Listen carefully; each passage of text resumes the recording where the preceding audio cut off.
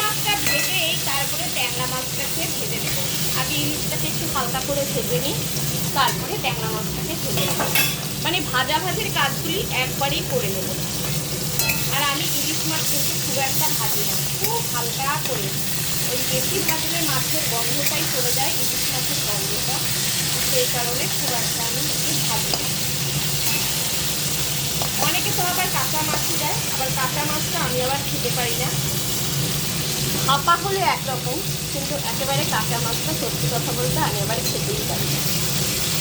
তো চলো এবার মাছটাকে উঠিয়ে দিই, হয়ে গেছে ভাজা।